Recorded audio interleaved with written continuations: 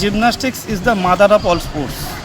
সবথেকে বড় কথা হচ্ছে যে জিমন্যাস্টিক্স এমন একটা ডিসিপ্লিন, যে ডিসিপ্লিনটা শুরু করে তারপরে আপনি যে কোনো ডিসিপ্লিনে চলে যেতে পারেন। জিমন্যাস্টিক্সটা আমরা বর্তমানে যেভাবে নিয়ে যাচ্ছি সারা ওয়েস্ট বেঙ্গল তথা আজকের পাটুলিতেও এই জিমন্যাস্টিক্সটা চলছে।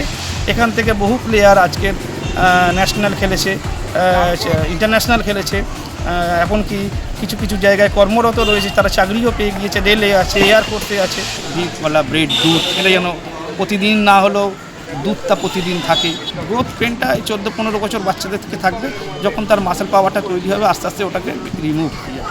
ইনজুরিটা যে কোনো সময় জিমন্যাস্টিক্সে আসতে পারে, কিন্তু যবে দিবা কর্মকার একটা অ্যাচিভ করলো, 4th হলো অলিম্পিকে, তখন কিন্তু মানুষের মনে এলো যে হ্যাঁ জিমন্যাস্টিক্স একটা খেলা। তার আগে অনেকে ভাবতো জিমন্যাস্টিক্স একটা সার্কাস। ভিডিওটি ভালো লাগলে লাইক ও সাবস্ক্রাইব করার পাশাপাশি বেল আইকনটি প্রেস করতে ভুলবেন না।